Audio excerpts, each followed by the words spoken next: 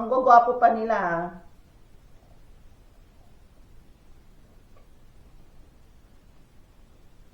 Baka mamaya-maya nandito na naman yun.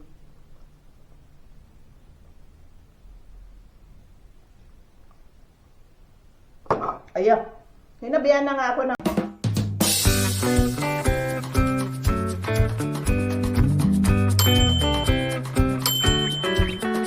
Guys, nandito na naman tayo. Good morning. Ngayon ay kakain tayo ng breakfast. Ayan, nagpapakulo pa ako ng tubig sa likod. Ayan, kumulo na. Ngayon, prepare ko na yung pagkain ko. Kape.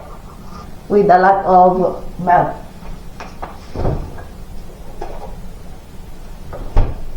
Ang dami kong nabiling pechay. Ano ba yun? Nagiging yelo na kulay, oh. Ano ba yan?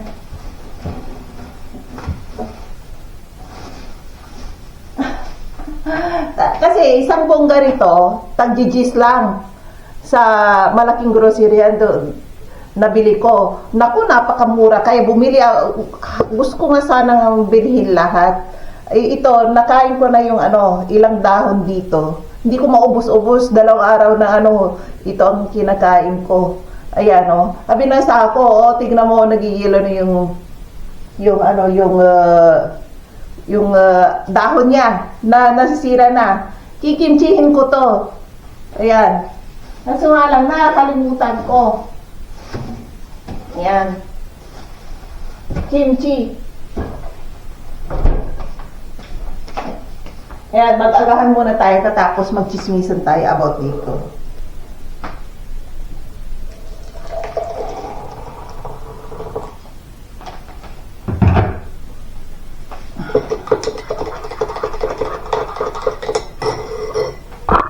Ayan, oh. Pakita ko sa inyo. Lagyan ko ng as usual, honey. Masarap ang honey. Hindi ko alam kung magkano ang honey dyan sa Pilipinas. Ayan, tapos ganyan, oh. Ayan. Yan ang asukar ko. Ayaw ko na yung pure sugar. Hindi masarap. Ayan, kalahati. Mura kasi ang milk dito, eh. Naku, napakamura to. Ano lang tong nabili ko, 8 lang. Ayan. Tapos yan yung yung butter and honey too. Ayan. Pagkain to ng anak ko. Kaso nga lang ayaw niya. Ay hindi ko na pwedeng itapon kasi napakasarap nito. Ang arte-arte no. Ayan. Kaya kapag may tinapay kayong ganito, lagyan niyo ng honey, butter and honey. Pwede na, masarap na. Ayan, ganyan lang yan. Ayan, ganyan lang yan. Ganito ang mga pagkain ng mga European. Sa asawa ko lang ako natuto. Kaya, masarap pala eh. Masarap ang ganito. Hindi ko nabalot ng plastic. Tumigas na yung sa gilid dito. Sayang. Pero kakainin ko pa rin. Alisin ko lang yung hagilid. Okay na. Kuha ko ng kutsilyo. Ganito ang mapagkain nila rito. Kasi yung anak ko, binigay kong baon to. Ayaw niya. Gusto niya yung toast, ham and cheese, ganun lang. Ayan, inalis ko yung balat. Oh. Masarap na yan.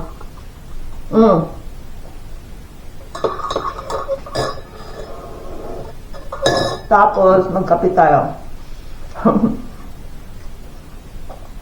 Ganito kami magkape sa bahay. Kalahating gatas, kalahating kape. Ayan, mura. Unlimited ang gatas dito. Kasi namili ang asawa ko ng 2 dosina ba. Ayan. Kasi yung magamang yun, hindi sila umiinom ng pure tubig, gatas or juice ang iniinom nila. Ayan, help.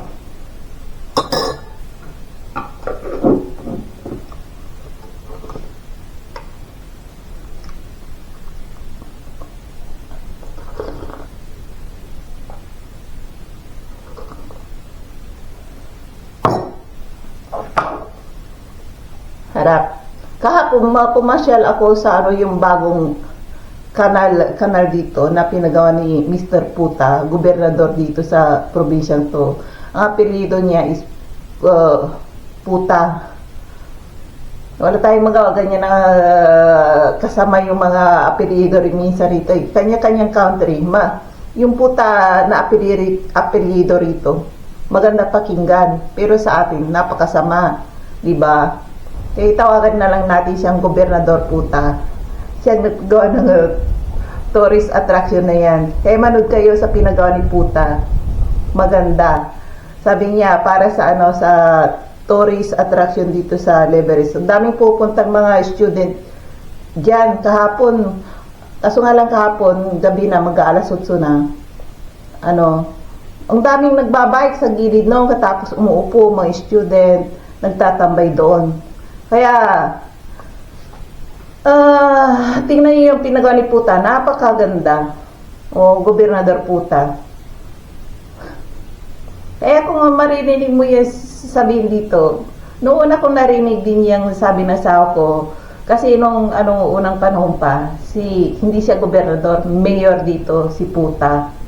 Sabi niya, ibubuto raw niya si Puta. Sino yung Puta? Sabi kong ganon.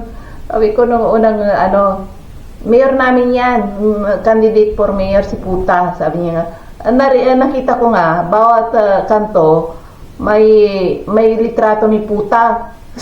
Puta, sabi ko nga doon, Puta, siya ba yung mayor nyo, Puta?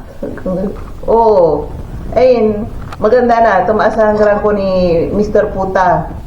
Ayan, gobernador na.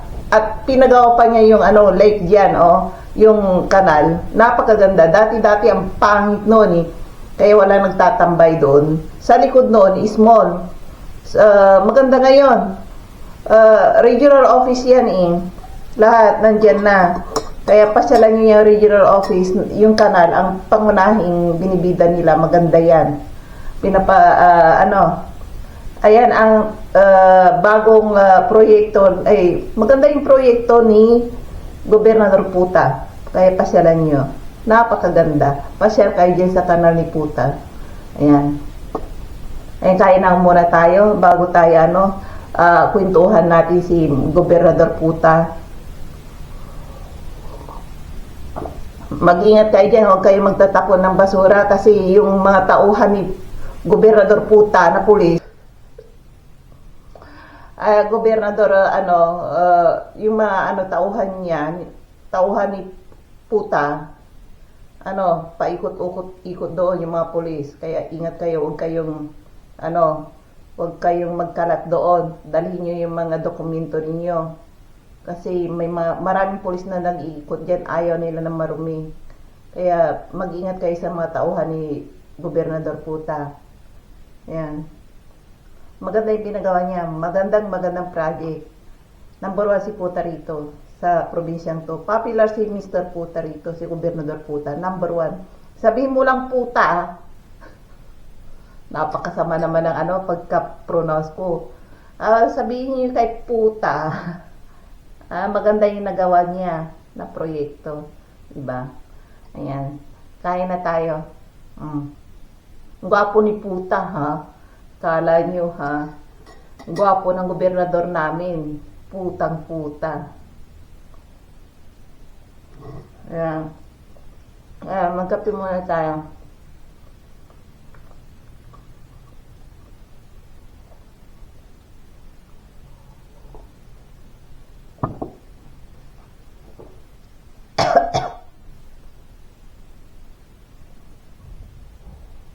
Help.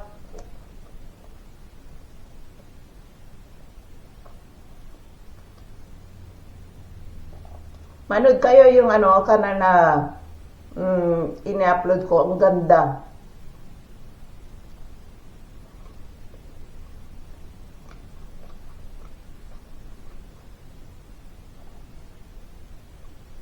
Yan, harap.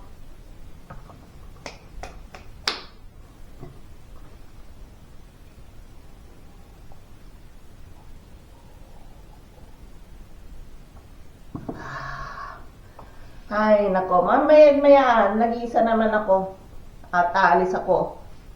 Nainis ako sa anak ko ngayon eh. Ilang araw, dinadala niya parati yung mga classmate niya rito. Ang lilikot. Ay, nako, nagagalit na yung asawa ko eh. Kahapon na naman, nagdala na naman siya ng bagong classmate niya sa bahay. Alam niyo ba, naglalaro sila rito, tinatapon nila mga bola. Ay nako, sabi kong gano'n. Tapos alam niyo ba, dito sila, umaakyat sila dito sa lamesang to. Nako! Umaakyat ba naman sila rito? Naglalaro. Sabi ng anak ko, Mama, may umakyat doon sa lamesa. Sabi ko, bawal na bawal yan. Sabi kong ganon. Eh kung minsan pa naman yung kutsili ko nandito, nako, ito nandito to dito sa lamesa. Eh kung accidentally, sila, hindi sinasadya, tumatalong-talong sila sa lamesa ko rito. Dito, tumatalong sila rito. Dito sila, sabi ko, kainan yan. Sabi ko, huwag yan. Bagong classmate niya, sumama rin dito. Yung isa, na classmate niya, bagong punta, dati ayaw niya pumunta rito. Nung pinagalitan ko yung anak ko, narinig niya sa cellphone. Kaya natatakot siya sa akin. Ayan, pumunta siya. Ang tangkad niya, mas matangkad pa sa akin. Sabi ko, ilang taon ka na? Sabi ko gano'n sa kanya kasi marunong mag-English. 12 years old. Ha? Sabi ko, ang tangkad mo sa akin ah. Sabi ko gano'n. Mas matangkad pa ka pa sa asawa ko. Sabi ko gano'n sa kanya. 12 years old ka lang? Sabi ko gano'n. Opo, sabi niya gano'n. Naku! Sabi ko, yung anak ko, 11 years old. Ikaw, 12 years old. Ang tangkad mo. Sabi ko gano'n sa kanya. Tapos ang pag-iisip niya, parang bata pa, naipaglaro pa siya sa mga, sa anak ko. Tawa sila ng tawa. Ay, naku. Sabi ko gano'n. Yung boses niya, hindi na tawang bata, yung bang may,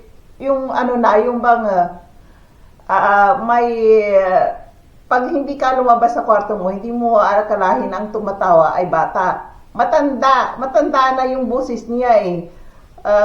May pagka, ano bang tawag doon? Kapag tumawa siya, may, parang binatilyo ang tawa na niya, hindi na bata. Naku, sabi ko nung unang sabi ko sa anak ko, nakikipaglaro ka dyan, sabi ko ibinatilyo na yan, mga 20 years old na yan yata, sabi ko gano'n sa kanya. Kasi, pinapupunta niya yung anak ko doon sa bahay nila. Ang tanda-tanda na niya na ipaglaro pa sa'yo, sabi ko gano'n. Mga 20 years old na yan kasi naririnig ko ang boses niya sa cellphone. Ang tanda na niya, sabi ko gano'n sa kanya. Tapos, hindi ako makapaniwala. Sabi niya, bata pa siya, sabi ng anak ko.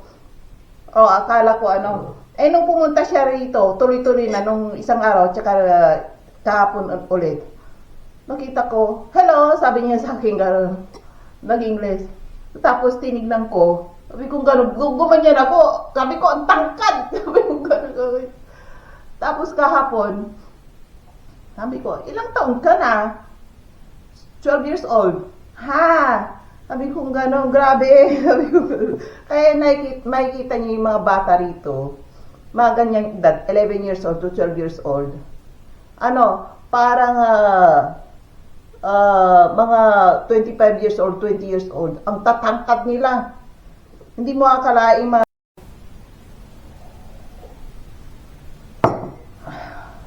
ang gwagwapo pa nila.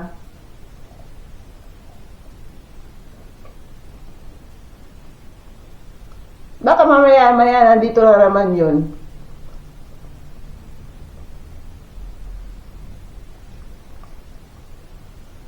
Ayan.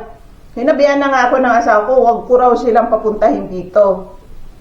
Ang iniisip ko naman, kapag hindi pumunta sila rito, ang anak ko naman ang lalabas. Pupunta sa bahay nila. Kaya mas magandang dito na nga lang. Kaso nga lang, naku, akyatan dito sa kusina ko, dito. Naku, ma'am, natatakot ako gumala eh.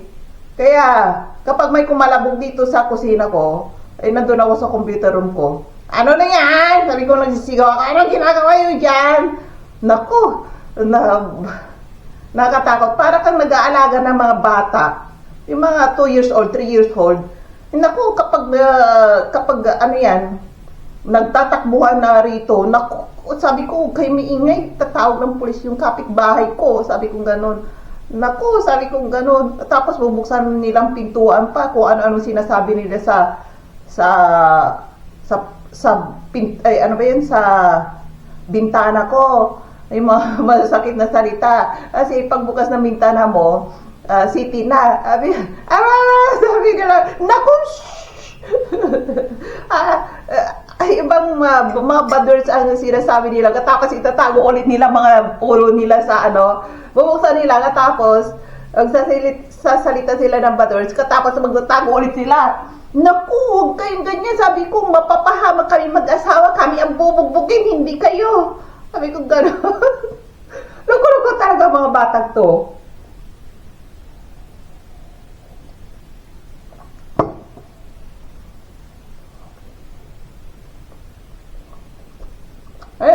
Tumawag yung asawa ko, nag-text.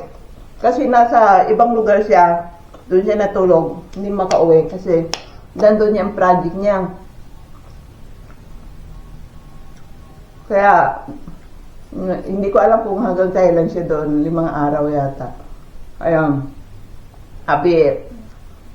Sabi niya, wag ko na raw papunta yung mga bata dito. Wag ko raw silang pakainin kasi magluluto ba naman ako araw-araw, napakalaking spaghetti. Ubos! Sabi, hindi ko masusuportahan lahat ng classmate ng kaibigan niya. Araw-araw ba naman yan? Sabi ganon. Pero, tapos may pag ubos na yung pagkain, may susunod pa. Naku, para ako nagpapakain ng rito, isang bayan, isang buong classroom. Naku, nagalit na nga yung asawa ko. Huwag mo silang pakainin. Hindi ko kayang masuportahan. Sabing ganon.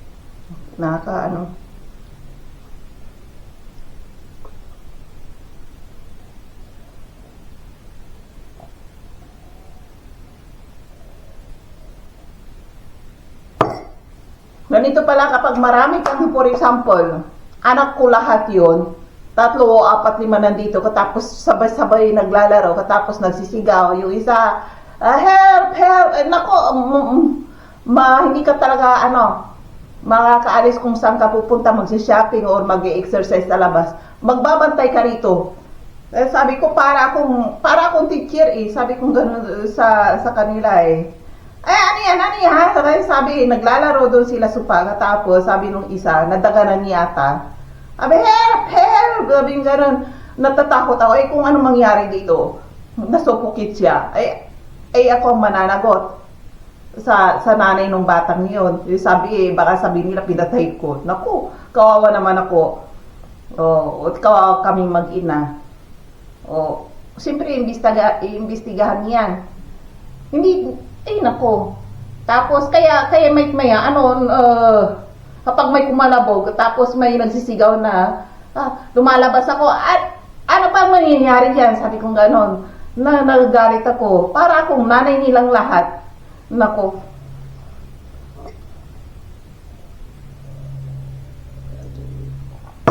Yung mga dinadala ng anak ko rito, marunong sa English. Sabi ko sa kanila, in-interview ko sila sa isa't isa. Sino marunong mag-English? Sabi ko gano'n. Yung matangkad, yung parang binatili style na 12 years old. Marunong daw siya. Yung isa naman, medyo marit pa sa anak ko, marunong din siya. Yung isa rin, marunong din siya. Marunong silang lahat. Ay, sabi ko, maganda yan Ako magiging teacher nyo. Katapos magpalitan tayo ng check para turuan nyo rin ako mag-check. Okay, sabi nilang gano'n sa akin. Loko-loko ang mga batang to. Tapos kung nila akong kausapin, ayun, takbuhan ulit. Katapos kinuha ulit yung bola, tinatapon-tapon dito. Naku, kapag tinapon nila yung yung mga baso rito, nabasag ulit. Nako. Ayaw nilang pumunta doon sa kwarto ng asawa ko eh. Doon sa kwarto ng asawa ko. Kasi kapag pumasok sila dyan, mapapalo ng tatay yung anak niya kasi maraming mababasag dyan. Maraming computer appliances dyan na yung inaayos niya. Maraming mapiyesa-piyesa na maliliit nandyan. Kaya ayaw niyang papasukin yung anak ko doon. Tsaka mga kaibigan niya, bawal daw. Nung minsan, niloko ko yung asawa ko. Ayan, sabi ko yung classmate niya, nandun siya sa room niya. Aba, wala pang wala pang isang oras, umuwi ka agad, galit na galit. Hindi pa naghuhubad ng sapatos. Diretso siya doon sa kwarto niya. Tinignan niya kung may masira o wala naman eh. Sabi niya, kinabahan ako eh. Talaga pagkatagalan doon sila nag-hide and seek doon sa kwarto mo. Umuwi ka agad eh. Sabi niya, wag mo sila papasukin. Ano magagawa ko? Niluloko ko lang naman siya eh. Talagang galit na galit siya sa anak niya eh. Tinawagan niya anak niya, nagagalit eh. Tapos, umuwi ka agad eh. Diretso doon sa kwarto niya. Hindi pa niya hinuhubad yung jacket niya, sapatos niya, katapos yung sombrero niya, yung key ng sasakyan niya, hindi pa niya nailalapag diyan. Diretso doon, pati yung bag niya, diretso doon. Naku, talaga. Hay nako. Tapos, next time, ipra-prank natin ulit siya. Hindi ko pa naipapakita sa inyo eh. Kaso nga lang, ayaw ko ipakita yung kwarto niya kasi parang ang daming appliances dyan. Kung sinong may gustong tingnan ng kwarto ng parang opisina ng asawa ko, mag-comment kayo para i-prank natin siya. Kung gusto niyo. Ayan. Napahaba ng kwentuhan natin. Maya alis ako. Maglakad-lakad ako. Agahan ko ang paglalakad kasi maya nandito na sila. Hindi na ako maaalis. Naku, talaga anak ko.